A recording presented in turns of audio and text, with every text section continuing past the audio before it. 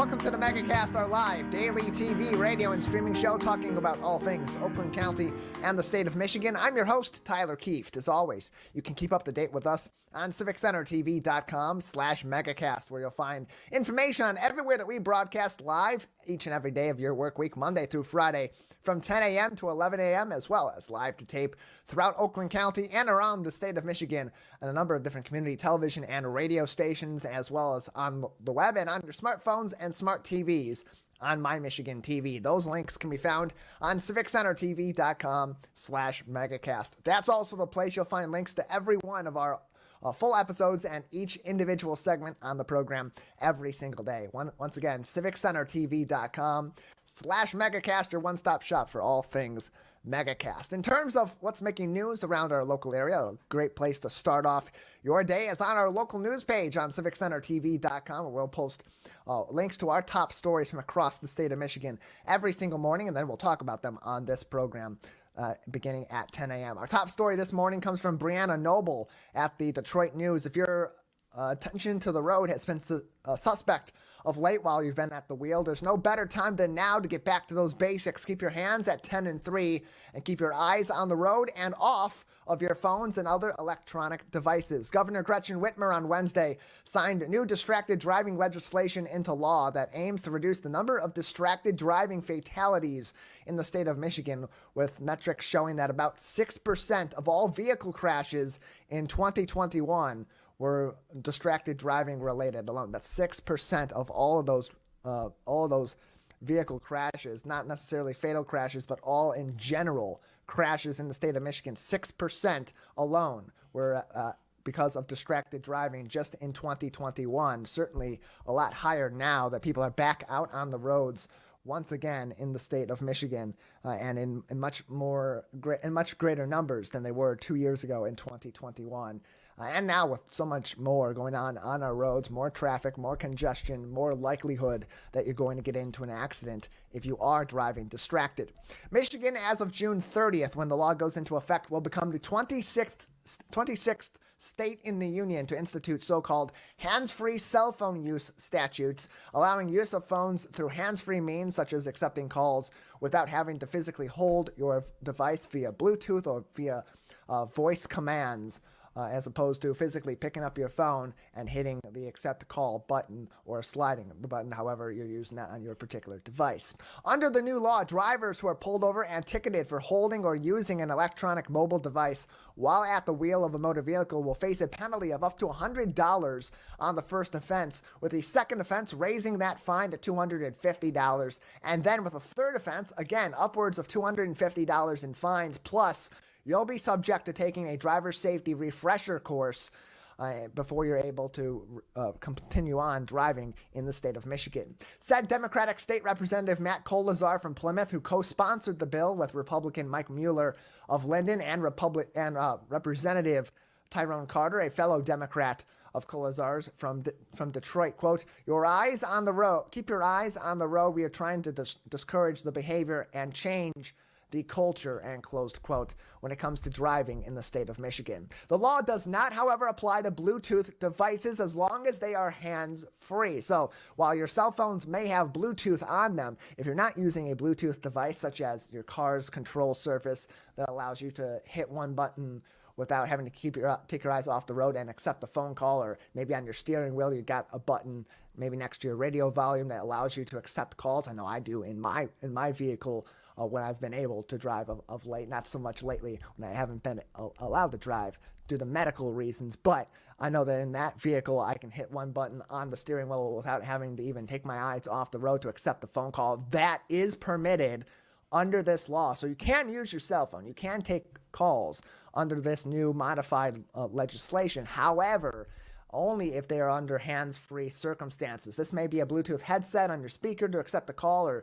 simply pressing a button, for example, but it keeps your eyes on the road and your hands on the wheel, not on your phone. That's what this is all about. The less time that your eyes are off the road, the lower the chance will be that you'll be unable to pay attention to oncoming traffic, construction, or other hazards that may account for an accident or get you or somebody else possibly killed on Michigan's roads. The 2010 statute allowing handheld use for emergency phone calls, otherwise known as Kelsey's Law, does, however, remain in effect despite these new rules and is one of the lone exceptions to the new regulations that allows you to be driving your vehicle while holding your cell phone to make a phone call only in the case of emergencies and you need to call 911. That is allowed, but only during real emergencies. You got to be able to make the determination between what is an emergency and what is not an emergency. If you see a couple of cars in front of you slide into each other, they roll off the road, and you see a major accident, yeah, that's a reason to make an emergency phone call and call 911. But if you see a deer on the side of the road and it's not even crossing the street, that's not a reason to pick up your phone and call 911. A fashion emergency isn't a reason to call 911. Somebody crossing the street on a do not walk sign is not an emergency. It's more just an inconvenience, not a reason to call 911. I don't need to keep preaching on this. You know what an emergency is. If that's the case and you need to call 911, that is permitted under this new law, which again goes into effect on June 30th. Said Governor Whitmer as she signed the bill in Plymouth yesterday, quote, "These bills will ban the use of a phone while driving, including sending text messages, watching or recording videos, or engaging with social media, and it will reduce distracted driving crashes that have taken too many lives and shattered so many families across the state of Michigan," and closed quote. That full article from the Detroit News is on our website today, civiccentertv.com. on our local news page. Also making headlines from MLive's Matt Durr. If you've stepped outside last evening, you may have noticed an odd haze in the air. Perhaps you even had some issues breathing. That was the result of wildfires in Nova Scotia and Quebec, Canada, whose smoke has been carried southwest by wind patterns and which have driven that smoke right here over us in Metro Detroit. That's in addition to trace amounts of our own smoke from the Wilderness Trail Fire in Grayling Township in northern Michigan that began last weekend and ran through the early parts of this week. All this puts our air in Metro Detroit amongst the worst quality air in the entire world as of yesterday morning. That's according to MLive's sourcing from IQ Air, a company out of Switzerland that measures air quality throughout the globe. Detroit is currently experiencing the 10th worst air quality amongst major cities on Earth, according to these metrics, with only New York City in worse condition amongst major cities in the United States at this time. That doesn't even go into detail about surrounding areas near these major cities. MLive noted in this article that Adrian, Michigan, is listed by IQ Air as having an even worse air quality score than the D, with their air quality score being 165. That is 7 points higher than that of New York City. Much like your driver's license, you don't want these points. And Adrian and the city of Detroit, New York City, amongst those that have a lot of those points at this time.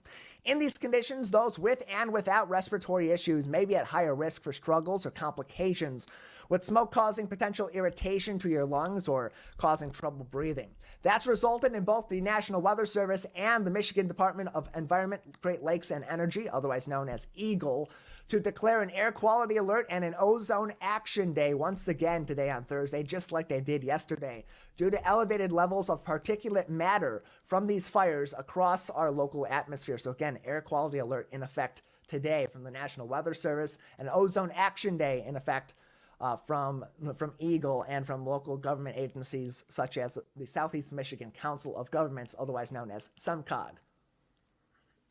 And scientists do agree on the matter of the air quality being problematic for our public health at this time, with Dr. David Hill, a pulmonologist from Connecticut, being quoted by MLive saying, quote, "We have defenses in our upper airway to trap larger particles and prevent them from getting down into the lungs. These are sort of the right size to get past those defenses," and close quote, talking about, of course, the particulate matter that is in the air, saying that if this particulate matter was a little bit larger, it would be caught in our system before it got down to our lungs and most likely cause us to cough and release that back into the air as we exhale. In this case, the particulate matter is small enough that it can get past those defenses, causing that irritation or trouble breathing, especially if you have other symptoms or other health issues such as emphysema or asthma that may make it tough to breathe already.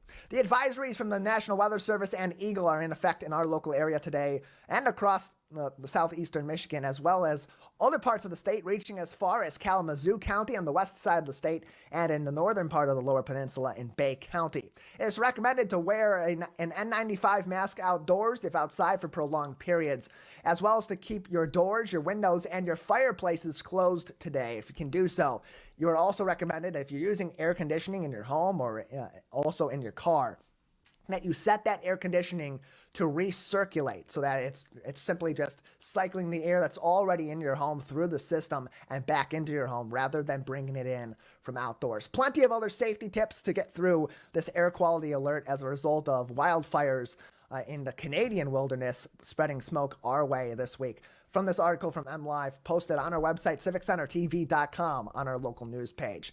Plenty of more of these stories are coming up, but in the meantime, we'll take a break, and on the other side, it's that time of the week once again for our mental health segment with Carrie Krawiec from the Birmingham Maple Clinic. You won't want to miss that. Stay tuned. It's graduation season, and we want to help our graduates, both those heading out of high school and into college or into the trades or into the workforce, as well as those getting out of their higher education and going into the workforce. A lot that they got to deal with at this time of the year. Some of it can be annoying at the best and stressful at the worst. We'll talk to Carrie Krawiec about that and more coming up next. You're watching and listening to the Megacast.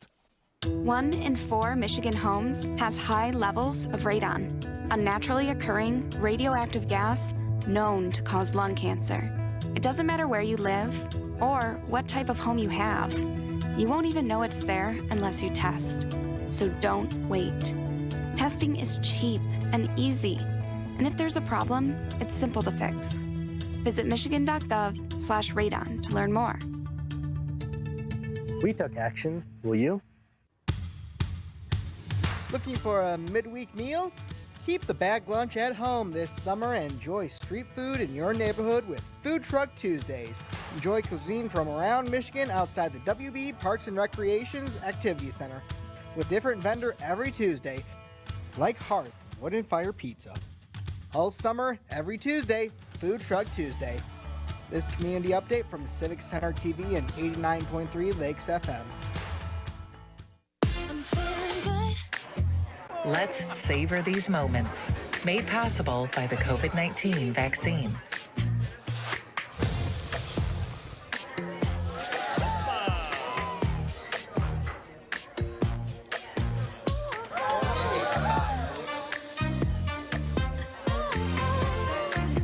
Keep the dining out going by keeping yourself protected and your COVID-19 vaccines up to date.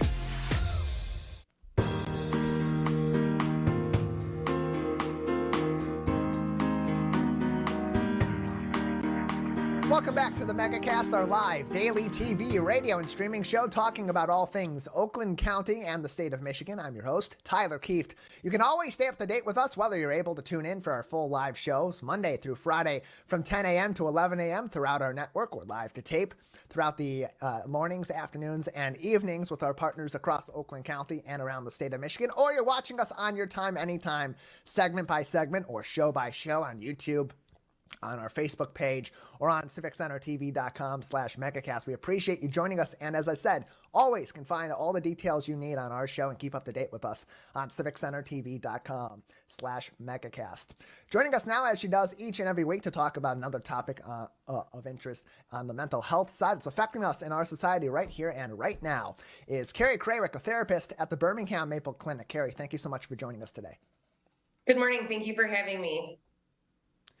Glad to have you on as we are in the thick of graduation season. Our team at Civic Center TV has been out and about with West Bloomfield High School already this week with some of their graduation events. A lot of people gathering together to celebrate the graduates and their great accomplishments in education so far and what may be coming up very soon for them. And with that comes a lot of those same similar questions that all of us have gotten before and still continue even ourselves to ask to graduates this time of the year about what's coming up next, what are their plans, and so on. But these can take a bit of a toll on these graduates too. It puts a lot of pressure on them just to simply get these questions. And especially I would think it's very pressuring for those high school graduates who are just beginning their adult lives and getting some very adult questions forwarded their way that they may or may not even be ready for. So what kind of an impact can these questions this time of year have on those students as they get ready for the next chapter of their life? Sure, I think you hit it right on the head. There is so much pressure to make the right choice. Certainly, if your choice is college and it is expensive, then they feel a lot of pressure that they must make the right choice and the right major as to not waste any time or money, which is so unfair. They have not yet been exposed to the full range of possibilities for themselves, and really would feel so much better if they use their time to say, they're exploring getting to know themselves. Then I think also, like you said too, in addition to asking intrusive questions, people are giving perhaps intrusive advice. And certainly one we hear a lot is, find what makes you happy. This just also creates, young adults may not know exactly what makes them happy, or what makes them happy now may not make them happy at all times in their life. And so it can add extra stress in that regard as well. Yeah, and it's really tough at 18 years old or 17 years old as you're graduating high school to make these big decisions, to find what makes you happy, but also balance on top of that what's going to turn into a career that's going to be able to support you and maybe even a family down the road. These are some very pressuring questions. So maybe instead of asking, what's next, or giving this unsolicited advice, what should be some of these questions that we can ask to these graduates that essentially are the same thing, but maybe in a less pressurized way, or not giving them some of that unsolicited advice that can just add even more pressure to a situation that's already tough for each and every one of them? Sure. I think perhaps even offering a little bit of education that, of course, what makes people feel what's meaningful to one person would be different to another. Comparison is the squasher of happiness, right? Because we're always searching for happiness. Happiness and joy are such wonderful, pleasurable feelings. It's nice to have them, although it's not great to have them all the time, just as any emotion is important to have in time and space, but not constantly.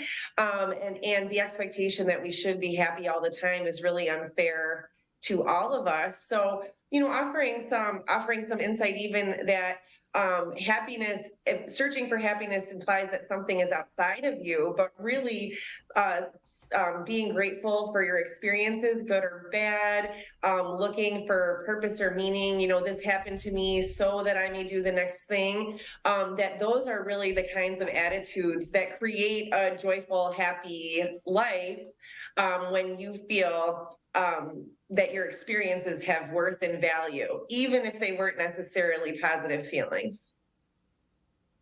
And it's interesting too, because at this time of the year, so much of the focus is supposed to be on the accomplishments so far, not necessarily what those next steps are. And as natural as it is for us as adults to think about, well, what's next? What do I have to do next? Because we've been through that, and that's what we do every single day. These are still kids. Just because they graduate high school doesn't mean that they are all of a sudden now full-fledged adults. They got a lot of learning left to do. So what should the focal points be for us adults, whether we're friends, whether we're family, whether we're just acquaintances of these individuals? What should those focal points be? Or better yet, what are better focal points to be having in those conversations we're having at graduation parties or other gatherings that we're seeing these graduates this summer? Yeah, I think, like I said, is, maybe perhaps asking what were the experience they had that brought them a lot of joy in their high school career and their time thus far, and what was it about those activities that were uniquely joyful or positive for them? What things, whether good or bad, were experiences that they're really glad that they had? And what kinds of experiences do they hope to have in the future? Again, like what topics and ideas have meaning to them, or what are pursuits that give them excitement or passion, that help shifting the conversation to something so specific. What are you going to be studying, or what do you want to do professionally? So specific, but maybe more broader leading questions would help foster a conversation and help lead people from one step to the next.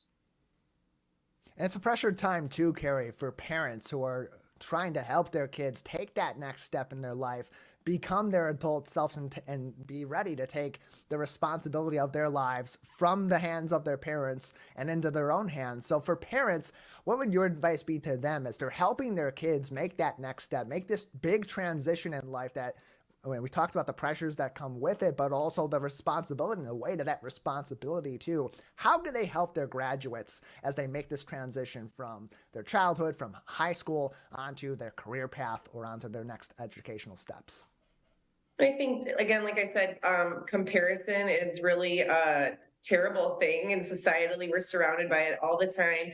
So even parents, resisting the urge to compare their kids' experience to their own experience a generation or two ago, the circumstances have changed, to resist comparing to other students or even other children in the same household, and really instead getting to know your child as a new adult. Again, what are the things that bring them fulfillment or excite them, offering that education, but with that positivity and acceptance. Wow, this thing you want to do is so interesting, but I know your values also on travel or X or Y or Z. How do you plan to make those two kind of competing things exist together without, as a parent, offering, hey, that's never going to work? Let your kid tell you, like, is it possible or not? Carrie Krawiec is a licensed marriage and family therapist at the Birmingham Maple Clinic and joins us every week on the Megacast to talk about a mental health topic. You can find all these segments on demand, including today's segment on civiccentertv.com/Megacast, and get in contact with Carrie and the professionals at the Birmingham Maple Clinic on their website, birminghammaple.com. Today, we're focusing on graduation season.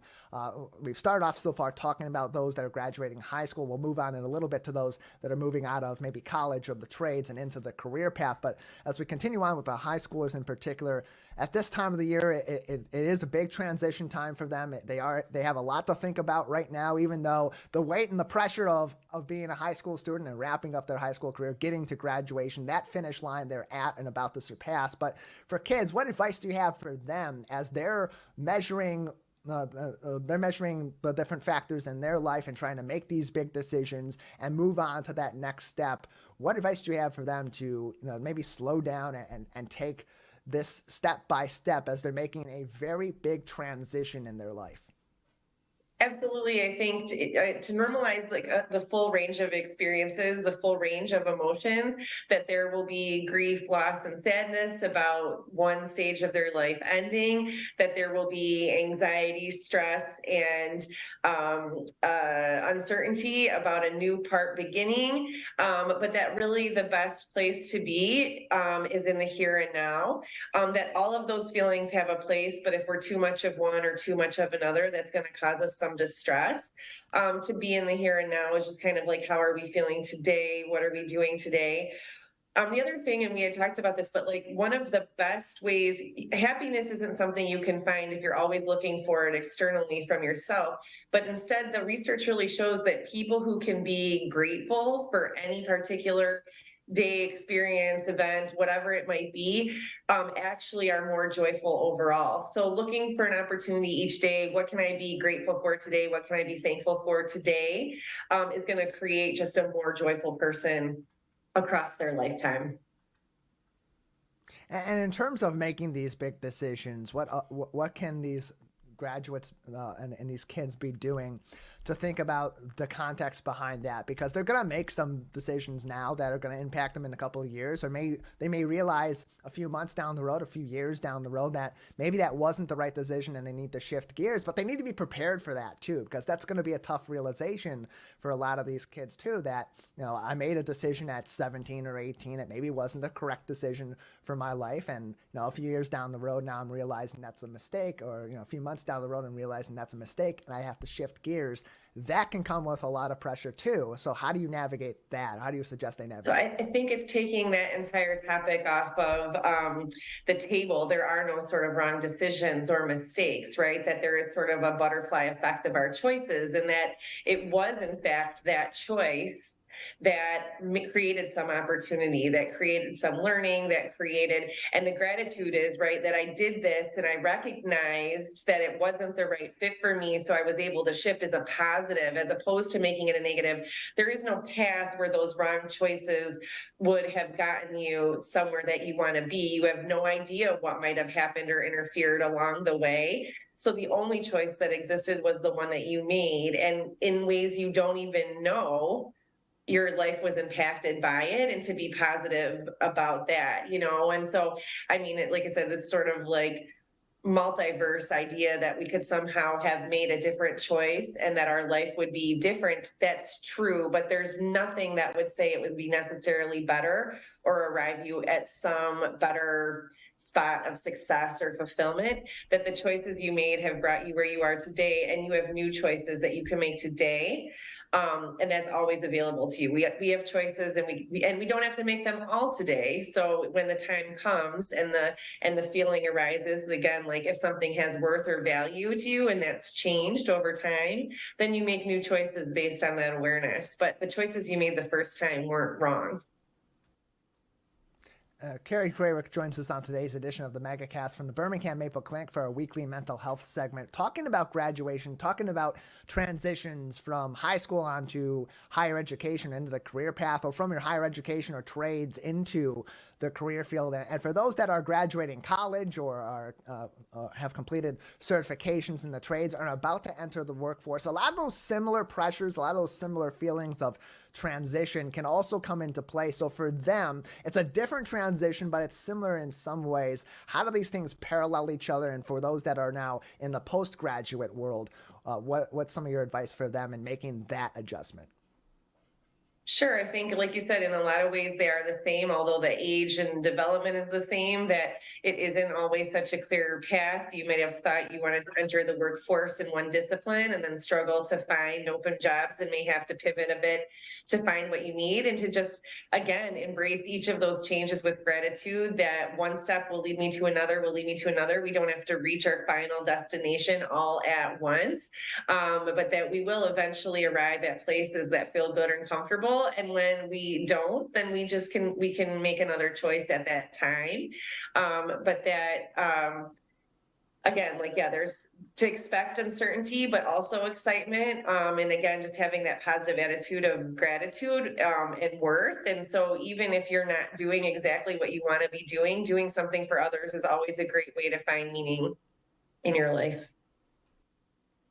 And for those that are graduating or are entering the workforce, a lot of them are setting these goals, and those goals often have either time limits on them, or there's certain milestones they're looking for. Hey, within a month of graduating, I'm going to have full-time work. Within 6 months, I'm going to be fully into the workforce, and I want to be promoted to this level in the whatever company I may be going into, or whatever industry I'm going into. And often those milestones can get in the way of that happiness that they're seeking. So maybe instead of milestones, what should be those benchmarks they're setting as they're making those goals and they're looking toward the future?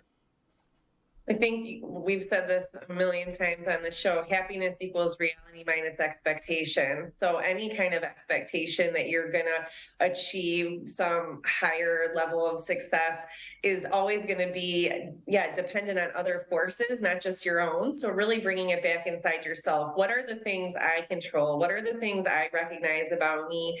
What are the things that I can do? Even if I'm not fulfilled in one area of my life, is there something else I can introduce or do, for the time being to help give me that experience? Always looking for it outside of yourself is going to make you feel out of control. And that pressure would be unnecessary in a world that already has so much pressure. Also, we've talked before, setting daily goals instead of, some broad goal. I want X amount of income by X time in my life or whatever. What are the things I'm doing each day to support a goal that's a little more reasonable? Well, Carrie, we appreciate your time. Thank you for joining us and giving such sage advice to graduates, both at the high school level and those heading into the workforce as well. Any lasting advice that we haven't discussed yet today, or other ways that maybe these individuals or even their families and friends can approach this time of the year and these different milestones and these different steps that a lot of people are making in their life right now? Yeah, I think it just shifting the focus to worth and meaning and what has worth to you, what is worth something, not just, the financial worth or value, but what worth does it have to you is a very personal choice, and it's something to be proud of, and it doesn't have to be accepted or understood by all people. But if something is worth something to you, then that's good enough, and that should be your guidepost moving forward. Appreciate it as always, Carrie. Thank you so much. Thank you. Carrie Krawiec from the Birmingham Maple Clinic joins us every week for our weekly mental health segment. You can find all those on our website, civiccentertv.com/megacast, and you can get in contact with Carrie and the professionals at the Birmingham Maple Clinic located on Big Beaver Road in Troy at 248-646-6659 or on their website, birminghammaple.com. We'll take a break on the Megacast. On the other side, plenty of more things making headlines across our local area and affecting us right here in the state of Michigan, including more on the situation with wildfires in the state of Michigan, what the DNR is saying, the Department of Natural Resources is saying about fires in our local area and in our campsites at this time. Should you be doing that? What you should be looking out for? How dangerous can lighting a fire outside right now actually be? In terms of the wildfire risk in the state of Michigan, plus new security measures being put in place at Michigan State University and warning system updates that could prevent some of the delays that happened in February during the mass shooting on campus. We'll talk about that and more coming up next. You're watching and listening to the Megacast.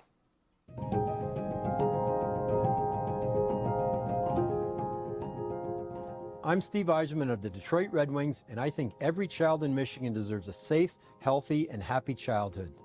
Can we build a state where Children Trust Michigan isn't just a name, but something our kids believe? Please support Children Trust Michigan as the voice for children and families by visiting the website to learn more.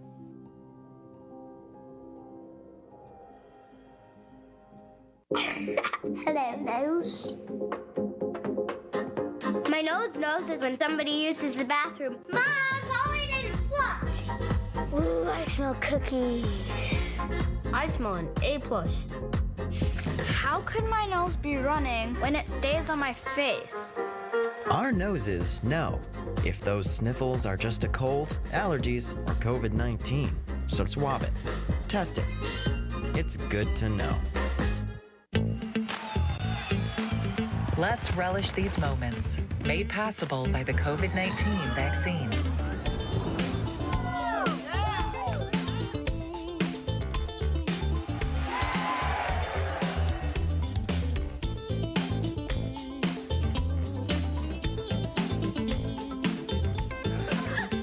Keep the festivals going by keeping yourself protected and your COVID-19 vaccines up to date.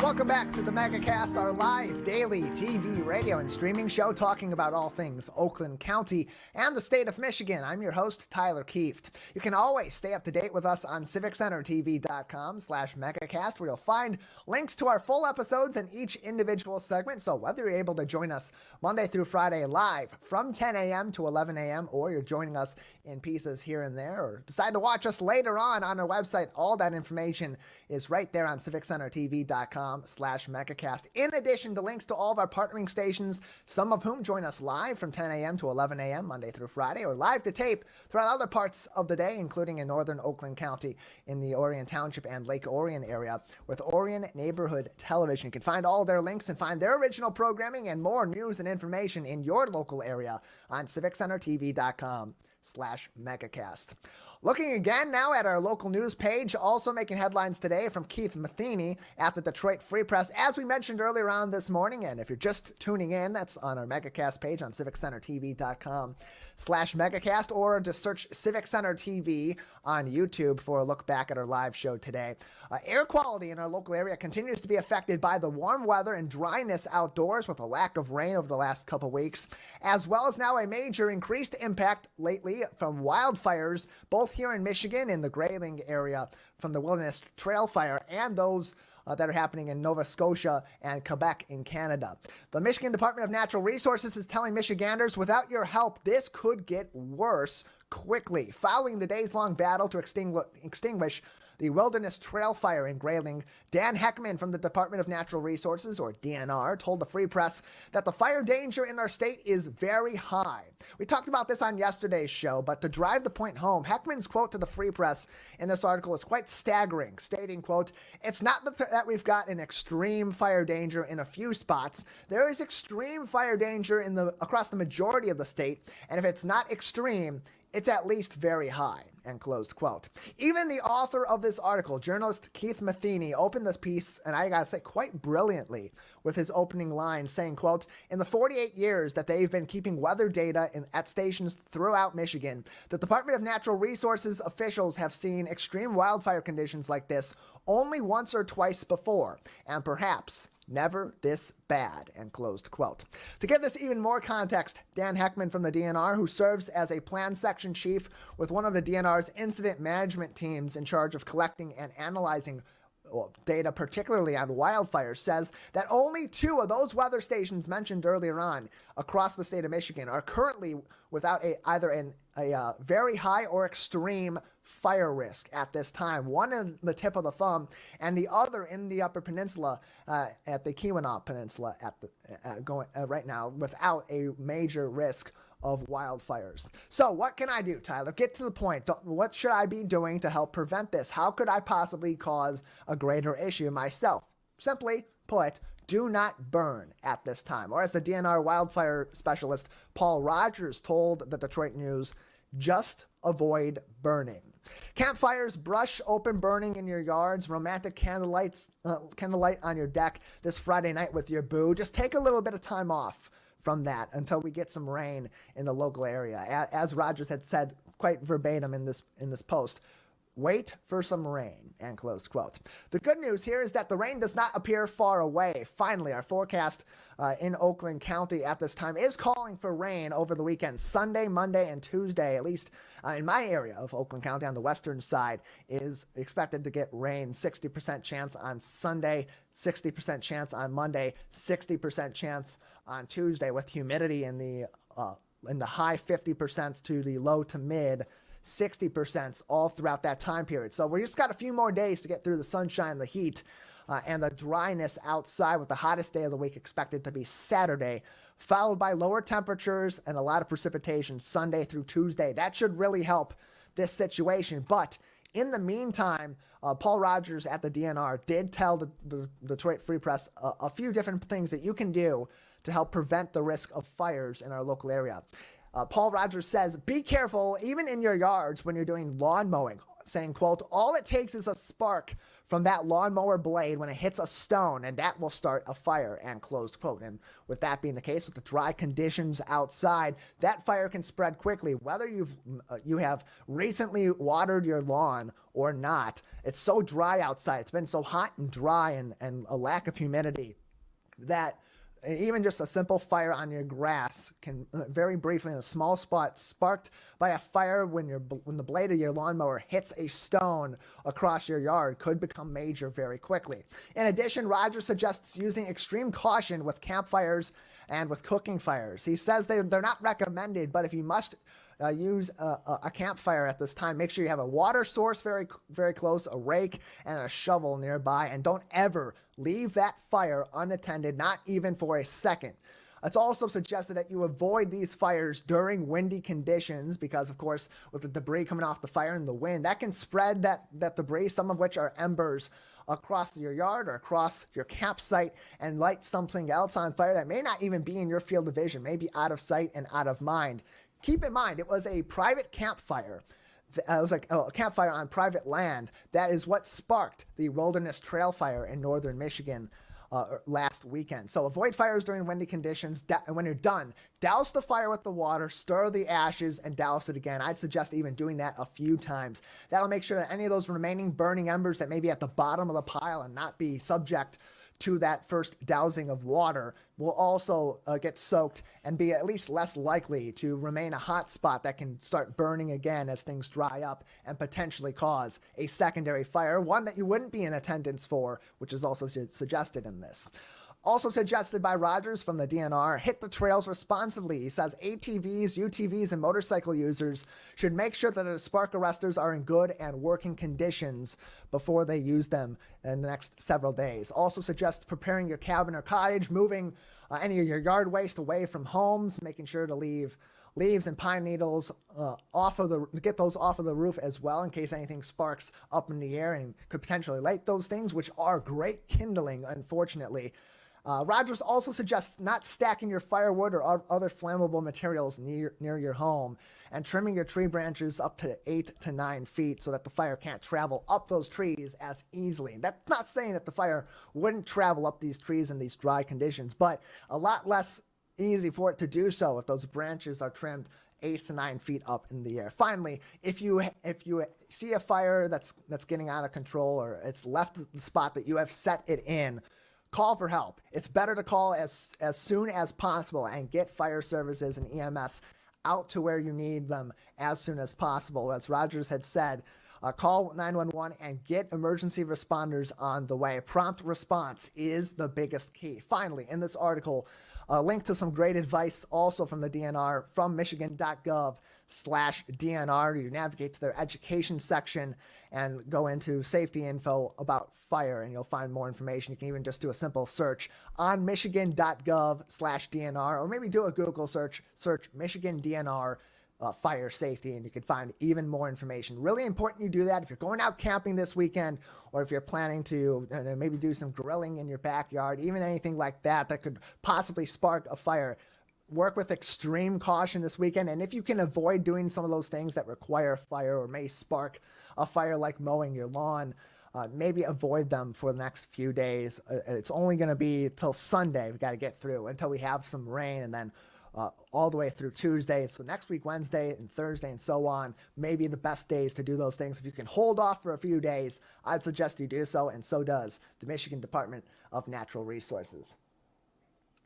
Also making news today on our local news page from Isabel Lohman at Bridge, Michigan. Michigan State University has announced further steps to adjust their emergency responses on campus, particularly in the way that they announce emergency alerts to students, to staff, and visitors at Michigan State's East Lansing campus. The university announced the speakers on campus that are typically activated only for tornado sirens may now also be utilized to make certain emergency announcements. Per the Department of Police and Public Safety spokesperson Dana White, they will use pre-recorded messages related to certain types of emergencies that are affecting the school, whether it be a lockdown, a shelter in place, maybe, for example, other emergencies like tornadoes or gas leaks or so on, floods on campus that they may need to announce, hey, avoid, the area around Farm Lane because there's a flood in the Red Cedar River and it's affecting the area over by the auditorium, for example. They may have a pre-recorded message for a situation like that would, in this case, once it's activated, be played over those loudspeakers, much like the tornado sirens are on campus. The spokesperson White also told Bridge that MSU is looking to potentially send customized messages using outdoor speakers and phones in the future, but that at this time is not in place. These messages that would be played over those speakers, as Dana White, the spokesperson for the Michigan State University Department of Police and Public Safety, said those are going to be pre-recorded messages. These additions are all in addition to a number of other changes made to campus safety, particularly in regards to emergency messaging, including using push notifications via the Safe MSU app, an app that was founded around 2011, according to the student newspaper, The State News, which students use to get safe rides on campus, as well as share their locations with friends, family, and other loved ones as they're out and about at MSU. And also, the university has worked on improving locking mechanisms on classroom doors, instituting locks on many classroom doors that previously did not have those locks, and changing rules regarding public access to the university buildings, in particular some of those common areas like the MSU Union or the library. All this stems from complaints regarding the delayed response by the MSU Police and Public Safety Department in announcing an emergency via emergency alerts to students and others on campus on February 13th of this year, when a 43-year-old gunman opened fire at Berkey Hall and the MSU Union, killing 3 students and putting an additional 5 in critical condition in the local Sparrow Hospital system before fleeing campus and ultimately taking his own life when encountered by police just north of campus in the late hours of that evening. All 5 of the students that were hospitalized as a result of that shooting have since been released. More information from this article from Bridge, Michigan, linked on our website, civiccentertv.com, on our local news page. Finally, making headlines on our local news page today from the Oakland Press's Matthew Farr. Summer fun continues, marching forward beginning today and throughout the weekend in Oxford with the 15th Annual Seymour Celebration. That all kicks off today at 4 p.m. and will feature a fun weekend of activities, much like in years past, with the lone exception, of course, being fireworks because of the fire risk across the state of Michigan. Those have been suspended both for Friday and for Saturday. That according to a report by Oxford Fire Chief Matthew Majestic. But Phil Castonia from Oxford Parks and Recreation says despite no fireworks, the 4 days of carnivals, games, classic car cruises, and lots of live music will continue this weekend in northern Oakland County. It all begins today. As I said, 4 p.m. kickoff today will begin with the Cruisin' Down Seymour car cruise this afternoon and evening, with a carnival also beginning around 4 o'clock and running until 10 p.m. tonight.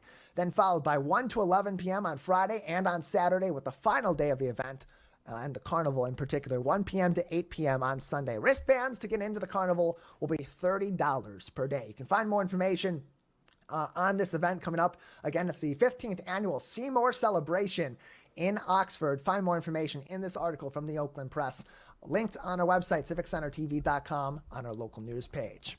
Well, joining us now on the program is someone from a local organization that is really focusing on our seniors each and every day, and now is taking that focus onto celebrating seniors, continuing to make an impact in our community each and every day. Joining us now is Latrell Bell from the Hannon Center to talk about nominations for their 70 Under 70 Awards. Latrell, thank you so much for joining us today.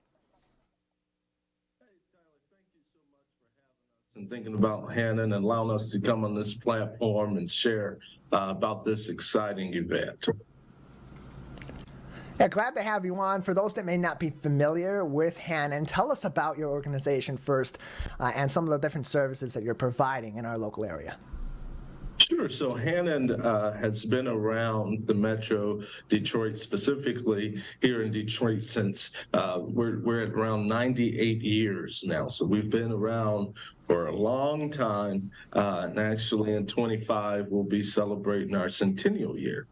And so Hannon has been around. We offer services in several different areas. We have our Xenobomb Service Center, and that is our social work component. So just so if you don't know about Hannon, what we primarily do is we serve older adults in the Detroit metro area.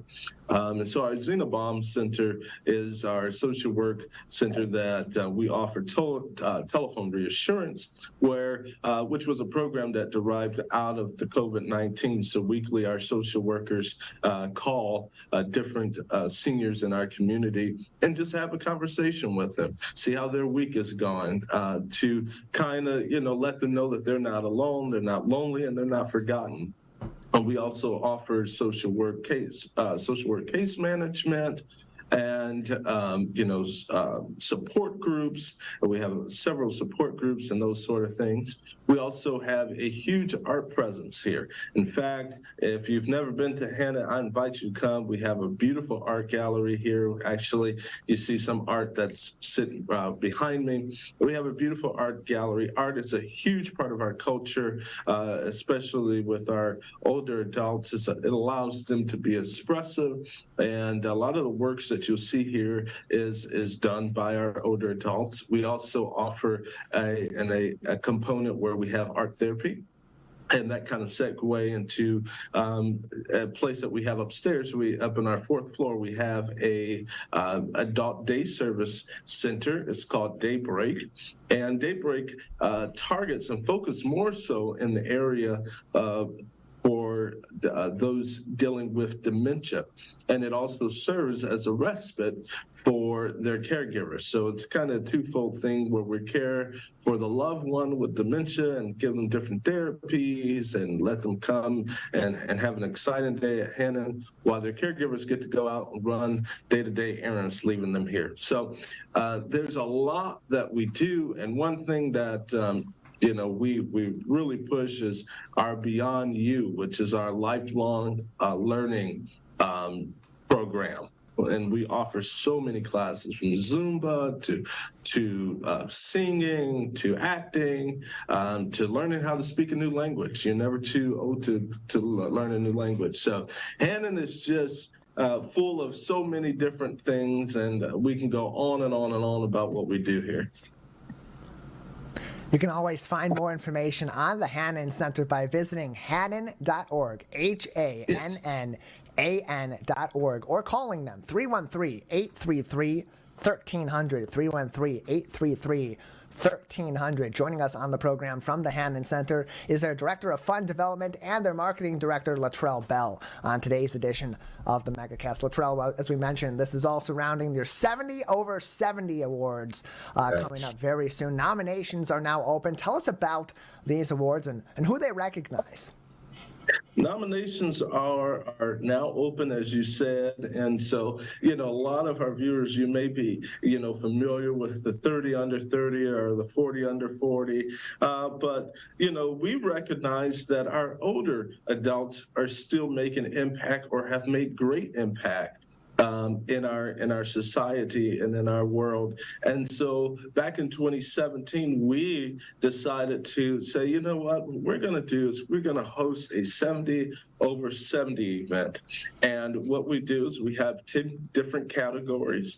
And in those categories, we honor 7 older adults that have made impactless change in their society and in their community. And I tell you, Tyler, it is something, to be honest with you, here's a little secret for those that may just be hearing about it this year. This will actually be my first one that I'm attending as well, and I'm planning it. So it's great to recognize those in these communities that it's great to recognize those in these communities that are making an impact and continuing to make an impact as they get older in life. Maybe they're done with their careers, they've raised their kids, but they still want to have an impact, and they're going a long way to do that in so many different areas, both in Detroit and surrounding communities. If people want to nominate somebody to be recognized for the work that they continue to do in our communities, how can they go about nominating someone, Latrell? Right. So if you want to go, you can go to our website. We have a landing page for 70 over 70, and that is 70, the number 70 over 70, the word 70.com. And you can go there. You'll see the prompts there that allows you to just click on the nominations, and you'll see that there's several categories that you can nominate someone for. There's a lifelong achievement. There is arts and culture. There's a change maker, unsung hero, those that are, made a way in entrepreneurship, and then there's also lifelong learning. So you can go right to our website, 70over70.com, and you'll be able to nominate as many as you can. Here's the thing. Nominate as many as you can. There is no cap. So the more nominations, the better. More information can be found, again, 70over70.com, or go to Hannon Center's website at hannon.org to learn more information. Joining us on the Megacast today is Latrell Bell, the Director of Fund Development and the Marketing Director at the Hannon Center. You can learn more information, again, hannon.org, or visit them at 4750 Woodward Avenue in Detroit. Call them 313-833-1300, 313-833-1300. for more information, including all their other programs beyond 70 over 70. And for those that are not familiar with these awards, or haven't maybe tuned in the past to see who has been recognized by the Hannon Center for their impact in the community, who are some of the notable winners from past editions of 70 over 70? Oh, well, I was going back through the roster. I mean, just Detroit locals. You have Brenda Scott. You have, and for those who are familiar with the funeral home industry, one of the largest funeral homes is the Swanson Funeral Home, and you had O'Neill Swansons. We've had so many, Tyler, I can't even name them all, but the who's have been nominated. And what I mean about that is that some that you know, and then some that are unsung. So there's we've had classes from 2017 up until now. So we're looking for the next names. Again, more information can be found on their website, hannon.org. To find more information on programs from the Hannon Center in Detroit and supporting all throughout the Detroit area. For those that may be interested in keeping up to date with these awards as they're nominating and hopefully seeing some of those nominees that they're presenting being recognized later on this year, when is the 70 over 70 awards and how can people participate later on? So our award day is going to be October 7th. That is a Saturday, and it's going to kick off at around 11:30. There's going to be a wonderful lunch. It will be held at Fellowship Chapel's Dome Banquet Hall, beautiful facility. And we have a great day planned already. I've been planning and working with our team, from serving a great meal to we have some great entertainment. I won't announce the name yet, but we have some great entertainment lined up. And then we also will have, different ones from the community there to speak. So it's going to be a phenomenal event. You don't want to miss it. There are all type of opportunities that you can support, and you will see those on our website as well, and on the 70over70.com website, where maybe you want to sponsor seniors. Again, we cover every ticket for the senior, and they can bring one other guest with them, and those tickets are comp. And so if you want to sponsor one of our nominees, we welcome that. There's several tiers that you can do that, and we don't turn away any sponsorships. And also, again, with nominations. So please just push out, let people know what we're doing, and let's get as many nominations as we can. Beyond October 7th, Hannon, there's always something to do around Hannon. If you want to volunteer or you want to, come and be a part of our programs, again, visit our website. You can join our email list, and weekly you'll get an email blast about those things. Well, Luttrell, thank you so much for joining us on today's edition of the Megacast. Unfortunately, we're short on time, so we're going to have to wrap things up today. Thank you very much for joining us. Thank you to Carrie Krawiec and to our dedicated crew, all of our partners